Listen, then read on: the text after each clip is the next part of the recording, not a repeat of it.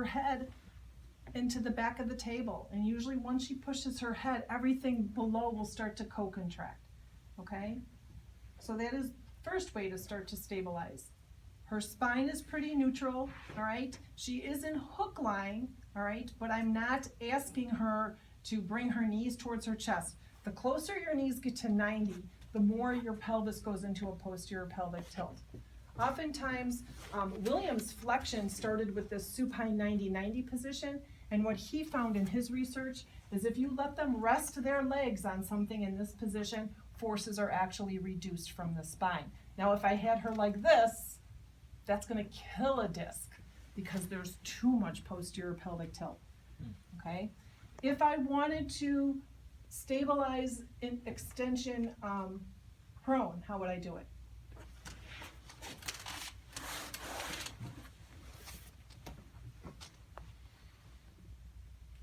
What do you think? Would you want her on a wedge or something? Then that would be, she's not really stabilizing anything, she's just relaxing on the wedge. I want to cause co-contraction of the muscles that would attach to the spine from here to here. How can I affect that?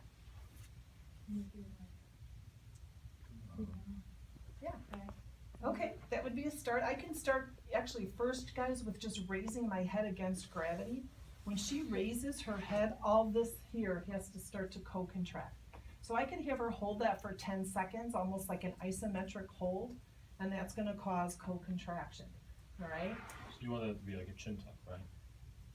You could Like do a a chin tuck. retraction? That wouldn't, it's just the action of raising up is gonna cause the I don't extensors. usually do this because it gives people a headache. Right, so So just like retraction.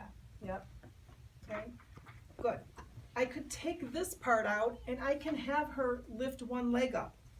I am not doing this for hip extensor strengthening, guys. At this point, my focus is to try to, when she moves here, the spine has to stabilize here. So that is why we're having her do hip extension. It's for stabilization, not for strengthening.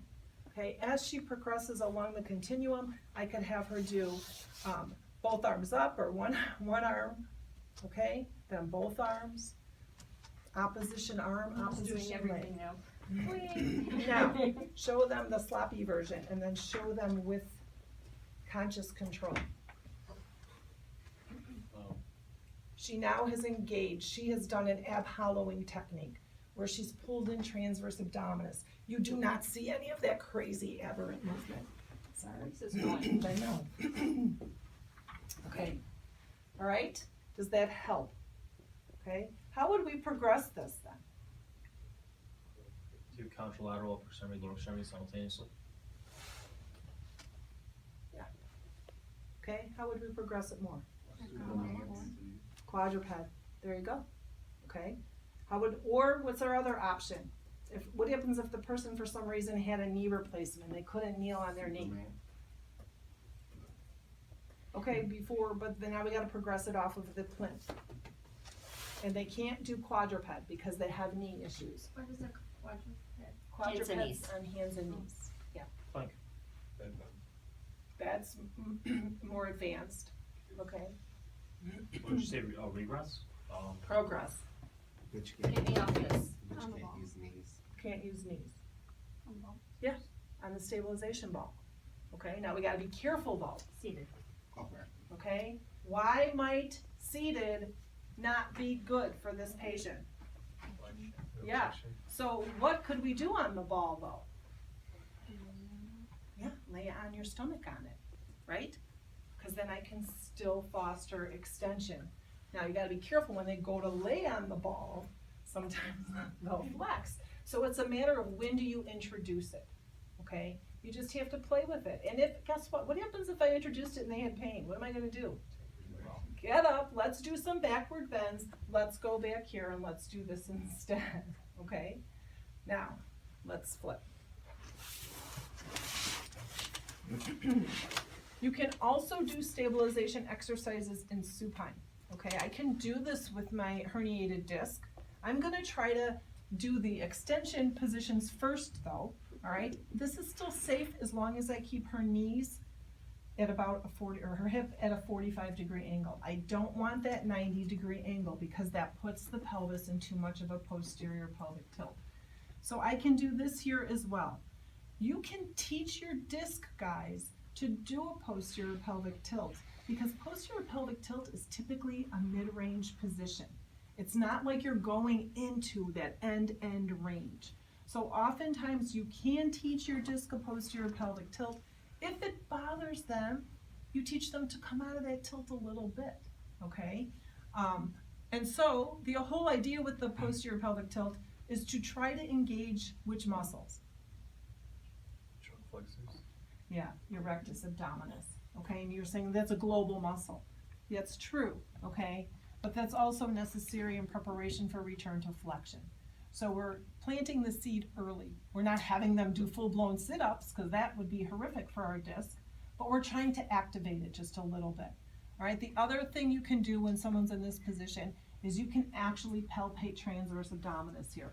This is a nice position to palpate transverse because a lot of times your rectus then is not interfering or competing with your transverse abdominis. So the way you find transverse is you go ASIS, you go medial like one finger, you go down one finger, you should be right on transverse abdominis. When Dr. G does these stabilization exercises, I should not feel a hard bulge underneath my fingers. I should feel a flicker, like there's a contraction, but I shouldn't feel a big bulge. If I feel a big bulge, that means IO, internal obliques, are kicking in, okay?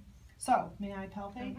So I find her ASIS, I come over and down, sorry, all right? And I am going to have you do an abdominal hollowing where you kind of suck your stomach muscles in, all right? That's transverse, and let them relax. I could feel transverse abdominis contract when she does that. Can you suck it in again? I feel it. Can you relax? All right, now I want you to suck it in and I want you to hold it. What I would like you to do for this exercise is please take your right arm overhead 10 times. And why do I only have her go to 90? She may arch her back if she's Yeah. going above. Okay, so for a disc, that's not a big deal. But for a stenosis person who doesn't like extension, that could be a big deal. So you kind of have to think about the pathology that you're treating. In my disc case, I want to stay, I can go above. In my spinal stenosis, I'm staying. Is there any benefit to, like, in either case, can we just stay below 90? You can start below 90, that's absolutely fine. Okay. Okay? If my disc person had problems, pain with this, then maybe I would go over so that they do go into a little bit more of an anterior pelvic tilt and take away some of the pressure off of the disc. So that's just one of those situations where you kind of have to fly, okay? When you first introduce this, people have a tendency to hold their breath. They think, when you ask them to tighten any stomach muscles, they think, and honestly, you may spend 15 minutes just getting someone to breathe while they do this, no kidding. No, it's true. Okay, so the progression for this would be one arm, 10 times, then this arm, 10 times, then opposite arms, 10 times, okay? Both arms, 10 times. Once I've exhausted arms, now we're gonna come to legs. One leg, 10 times. The whole time you're making sure they're still doing this. If it's the tilt you want, because it's a stenotic patient, I have my hand underneath there so that if they lose their tilt, we stop there, okay? With my disc person, it's more that transverse abdominis. You go to double. Now, what happens if Dr. G had pain with this? Go back, right? Okay, so maybe it's because of the stress, her spine, her deep core stabilizers can't hold a double leg lift because it's too much weight. She can't stabilize, so maybe we can have her go up with 2, but then come down 1 and 1. Because it's on the down usually, deceleration, gravity's pulling them down. They don't have the strength yet or the stability yet to hold it, okay? So that's a strategy to use if they were to have pain. How do we progress this now? This is to reinforce flexion, right? I can do it with a disc stabilization as long as I don't have them come above 90, okay? Stabilization means. You bring up the top part as well. Before we do that, Cause then we turn that into a crunch. Can you move your feet farther? Yes, so think about that, doesn't that require a lot of control for posterior pelvic tilting and abdominal hollowing to do this? And we wanna Okay. keep her from going into lumbar flexion at the top of the limb, correct? If it's a disc, and If if it's it's a aggravating that person. There comes a point, guys, where your discs are going to be able to do this. So again, you have to just follow their symptoms, is basically what you're gonna do. So Williams flexion, all right, this was a stabilization technique. Now we're gonna look at Williams flexion. Why don't you turn that off for a minute?